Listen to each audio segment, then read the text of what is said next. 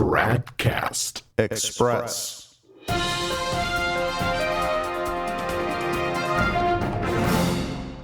TRADCAST Express, it's Monday, December 9th, 2024. Every year in spring, a large number of semi-traditionalists, those who recognize Francis as Pope but reject his errors, make a pilgrimage from Paris to Chartres, France.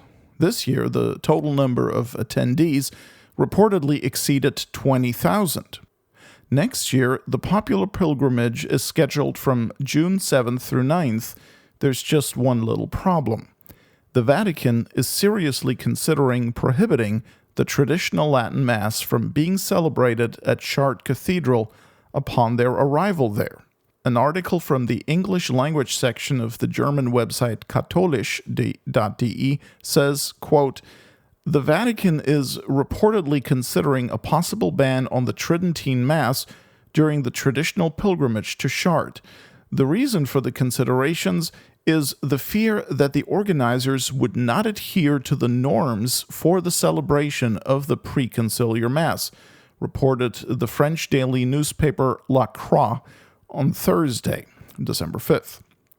The organizers of the pilgrimage are also accused of wanting to celebrate a non-public Mass, according to the 1962 Missal, without having obtained permission from Rome, unquote. Funny how that works. When it comes to Catholic morality, the Vatican under Francis is quick to downplay adherence to rigid rules and regulations. When it comes to the Novus Ordo Mass, anything goes. But when it comes to the traditional Latin Mass, you'd better not deviate from one jot or tittle of their regulations, else you'll find out just how merciful Pope Francis really is.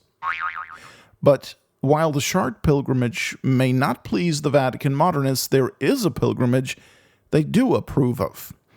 As Catholic Herald reports today, quote, "Pope Francis has approved a pilgrimage for people who identify as gay, lesbian, bisexual, and transsexual as part of the Jubilee 2025 celebrations.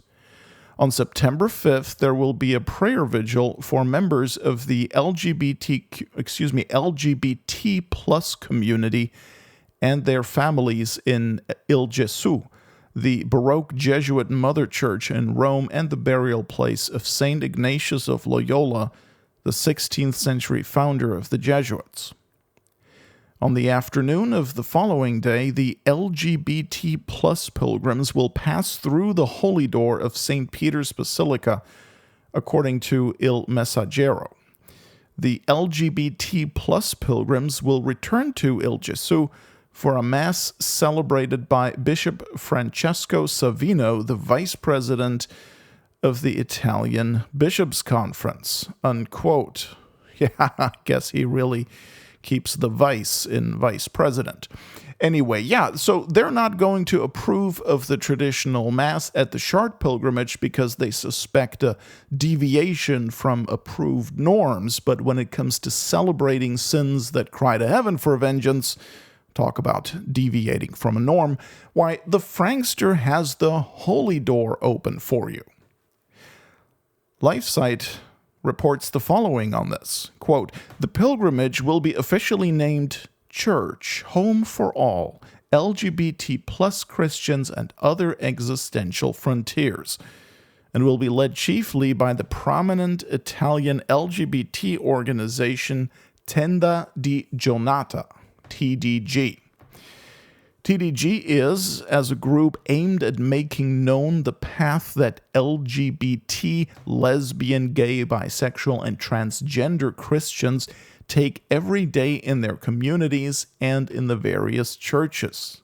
The group looks to present tales of LGBT experiences so that they can help society and the churches to open up to the understanding and reception of homosexual people.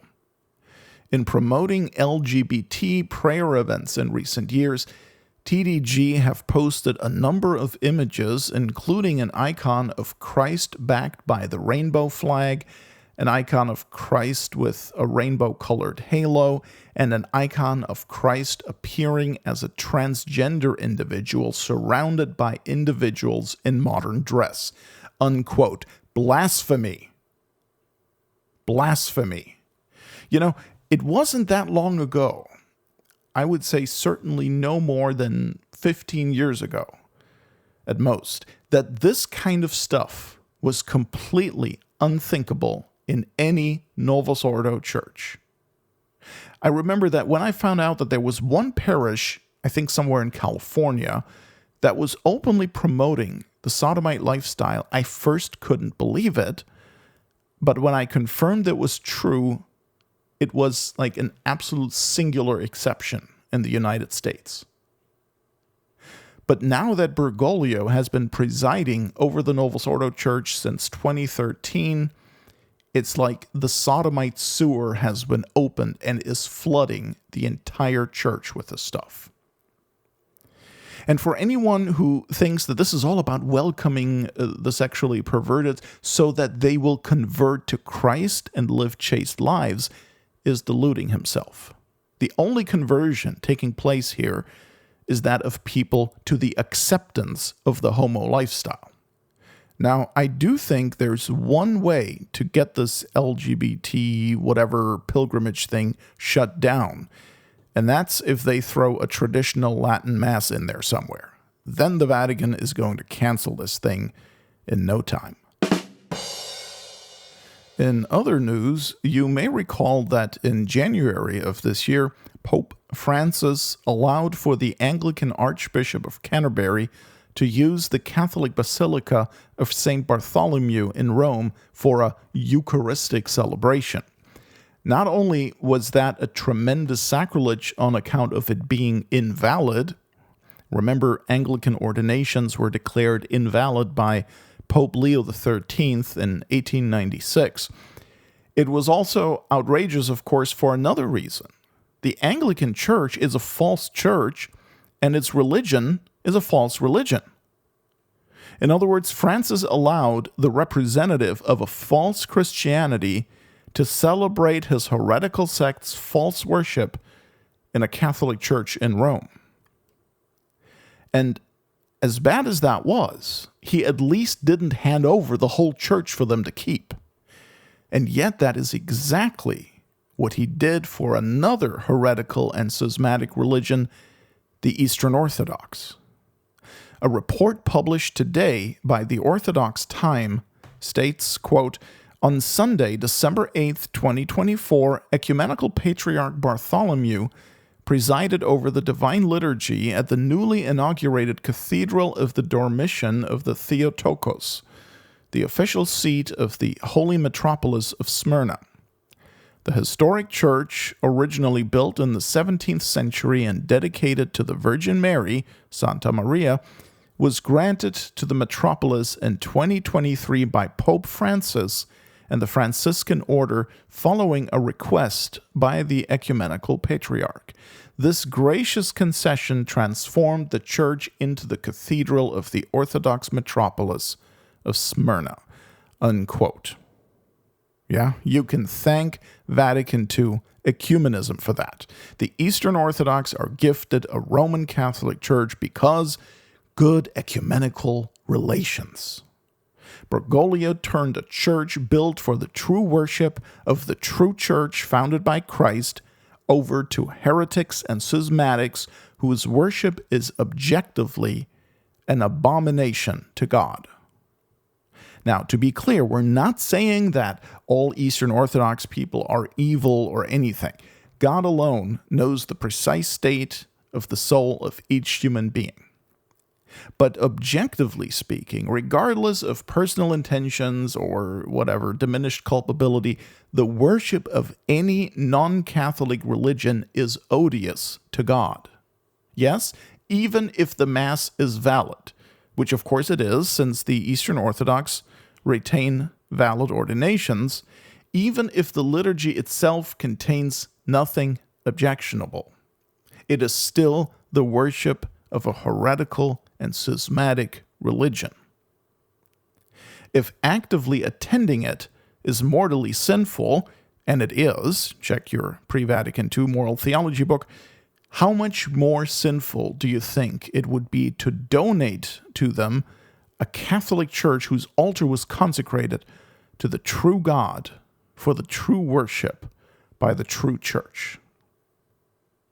This is a great news item to keep in mind for next time someone tells you that sedevacantists are heretics or schismatics, right, or Protestants. Right? It's also a great story for next time someone challenges you to produce an example of just what has actually changed after Vatican II. Here you can see the new ecclesiology, the new doctrine on the Church in action. What used to be a mortal sin, an intrinsically evil act, is now considered praiseworthy and just good ecumenical relations. And this is one of the ways we know that the Vatican II religion is false, because it contradicts the traditional Catholic doctrine. It does not simply develop it or make it more precise. It's not just a new attitude with a different emphasis. It is a contradiction of the old doctrine, such that if the new doctrine is true, the old doctrine is necessarily false. In other words, by assenting to the Vatican II religion, you are automatically and inevitably saying that the Catholic religion before Vatican II was false. And yes, it's definitely a matter of doctrine. Back in early May of 2022, Francis said to the Russian Orthodox Patriarch Kirill, quote, "We are shepherds of the same holy flock of God," unquote. That is the insane ecclesiology of Vatican II. In the pre-Vatican II doctrine, this Russian Orthodox Patriarch is the false shepherd of a false church. There is no communion between him and the Catholic Church, none. And the only mission he has is to convert to Catholicism. Vatican II changed that, and it's a substantial change, not just an accidental change. Now, earlier today on Twitter, I challenged the individual who goes by the name Pope Respecter on this, on Francis' handing over of a Catholic Church to the Orthodox, and here's how he responded. Quote, "I know that trads don't like efforts to heal schisms, but I do. So I don't view kind gestures on the part of the Pope to the Orthodox as some sort of an own. I pray that the relations between East and West continue to heal and that a Council of Florence Part II takes place in our lifetimes," unquote. And there we have it. What in the pre-Vatican II doctrine is a mortal sin is now a kind gesture conducive to healing schism. To which I will say the following. First, the healing of schism cannot happen without the grace of God, and God is much more likely to hear your petition for the healing of schism if you don't offend him by mortal sin, such as by transferring a Catholic Church to the Orthodox. Second, schism is healed by the schismatics converting to Catholicism, not by Catholics giving them or letting them use their churches. Third, notice how the Bergoglio Respecter immediately deflects from the objective to the subjective in order to defend what Francis did. He totally disregards the gravely sinful nature of the act and quickly pivots to the assumed subjective intention, as if a good intention alone could make a sinful deed virtuous. Somehow, I suspect that the so-called Pope Respecter wouldn't be so conciliatory about this if the historic Catholic Church had been turned over to us sedevacantists. Just saying.